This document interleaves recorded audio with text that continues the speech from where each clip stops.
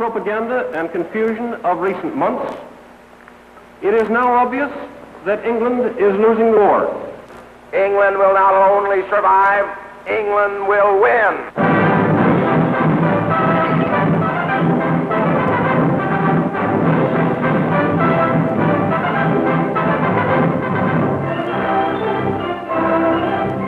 So, when we were asked, should we keep out of war or aid Britain even at the risk of war?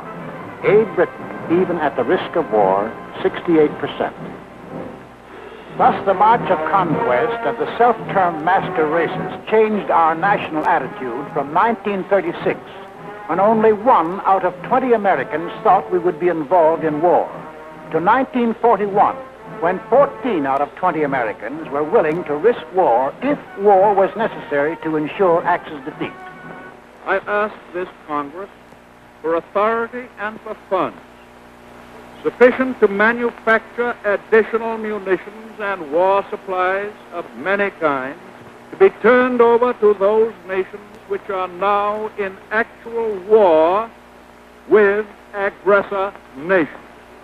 Our most useful and immediate role is to act as an arsenal for them as well as for ourselves. We shall send in ever-increasing numbers ships, planes, tanks, guns. That is our purpose and our pledge.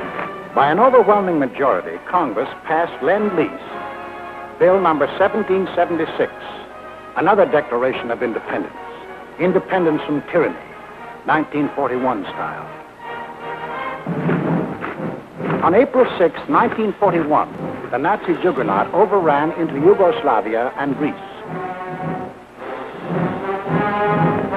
On June the 22nd, 1941, the success-crazy Nazis took their longest step toward world conquest. Without any declaration of war, they blitzed into Russia.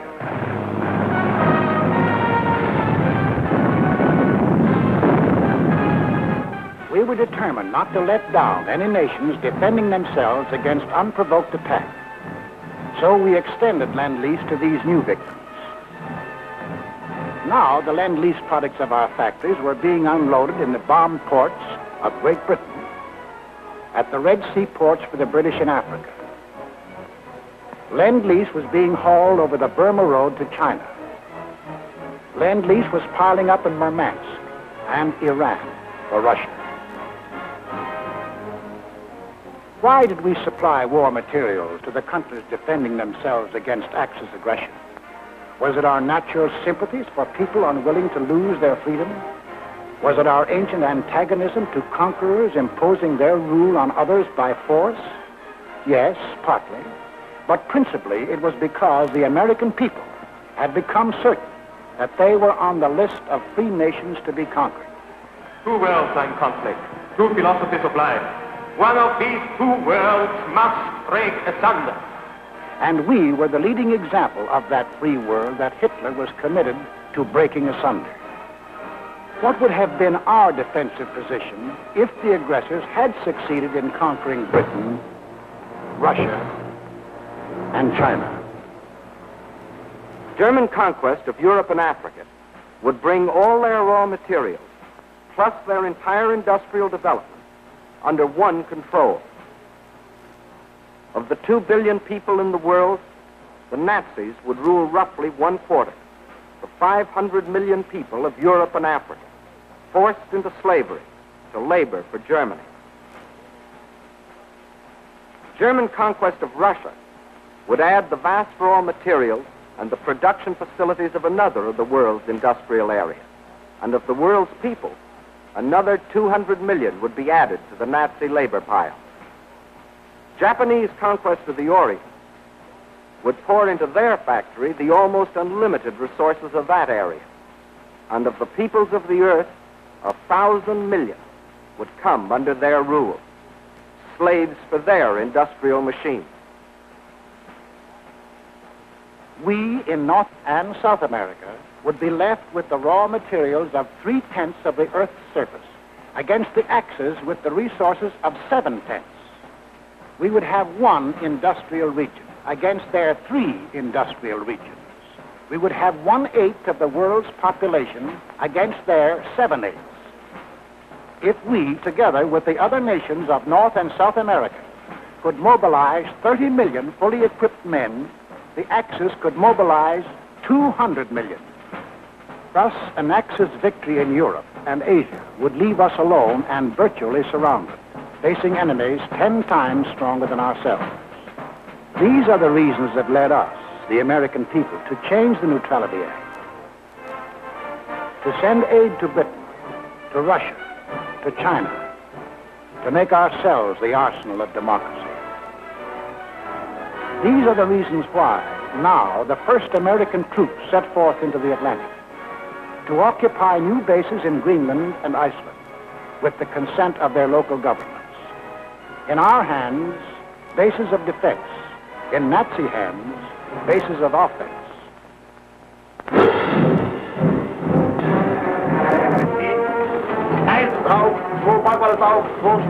The Germans opened unrestricted submarine warfare.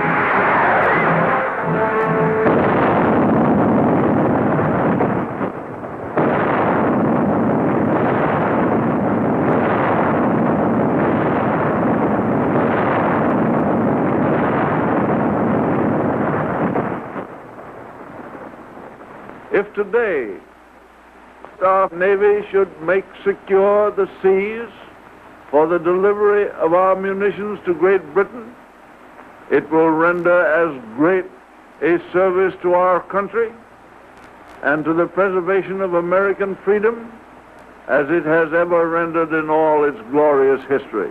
We want those cargoes protected. An aroused Congress repealed the entire Neutrality Act.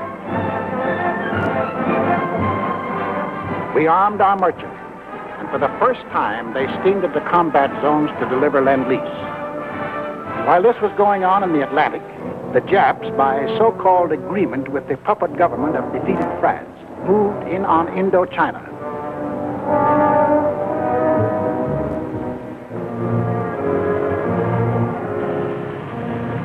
There were now only two threats to their plan for conquest of Greater East Asia. First was their northern neighbor, Russia, the only military power within striking distance of Japan.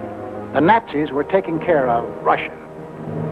The second threat to Japanese conquest was us.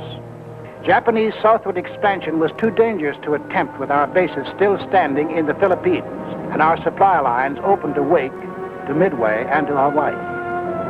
We were in their way. We had to be removed, but in the Japanese way. Off to Washington went Special Ambassador Curaçao on what the Japs said was a mission of peace, but carefully synchronized with his departure from Tokyo was the departure of a Jap task force under sealed orders, not on a mission of peace. On November 14th, Mr. Curaçao arrived in San Francisco, smiling his toothy smile as he sang the old song of Japanese friendship. The Japanese were a peace-loving people. Their whole policy was devoted to the establishment of permanent peace in Asia. Our aid to China was delaying the establishment of that peace. Our refusal to sell them oil and scrap was interfering with the establishment of that peace. Our objections to their taking over the East Indies, Greater East Asia, was an interruption in the establishment of that peace. All they wanted was peace. On November 17th, Mr. Curaçao and Japanese Ambassador Nomura were received by the President in the presence of the Secretary of State, Cordell Hull. It very quickly became clear that the Japanese had brought no new proposals and that the Japanese intended to continue their campaign to conquer China and all East Asia. However, on November 26th, our Secretary of State presented the Japanese with the basis for peaceful agreement between the two nations. The proposal was forwarded to Tokyo. The Japs had to stall for time, but only a short time. The task force was nearing its goal.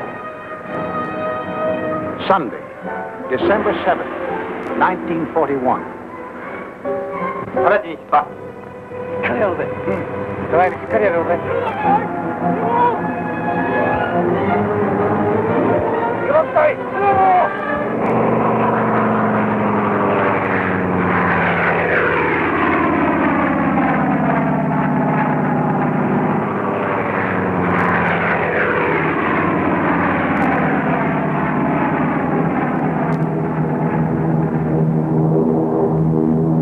1 p.m. Eastern Standard Time.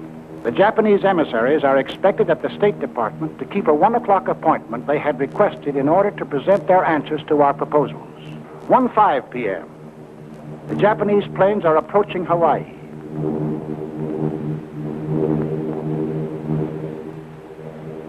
1:10 p.m. The Japanese emissaries telephoned to postpone their appointment until 1:45. 1:20 p.m.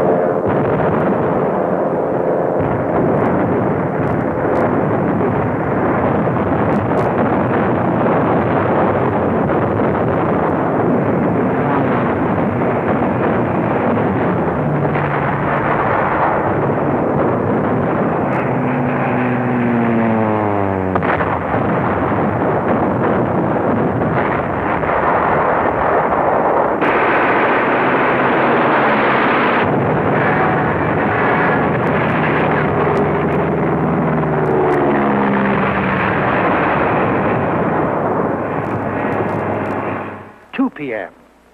The Japanese envoys, smiling and correct, arrive at the State Department. 2:20 p.m.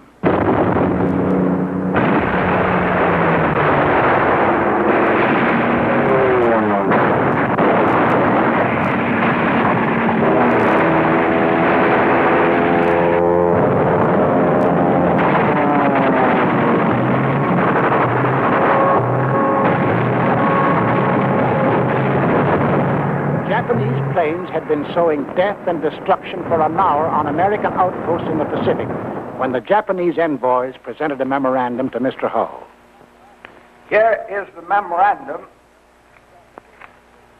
presented to me. As you can see, it is quite a lengthy document. I read it hurriedly, discovering that it contained a recital of monstrous accusations against the United States, charging it, among other things, with, quote, scheming for the extension of the war, preparing to attack Germany and Italy, two powers striving to establish a new order in Europe, and ignoring Japan's sacrifices in the 4 years of the China affair, menacing the empire's existence itself, and disparaging its honor and prestige. After reading the note, I said to the Japanese emissaries, I have never seen a document that was more crowded with infamous falsehoods and distortions on a scale so huge that I never imagined that any government on this planet was capable of uttering them.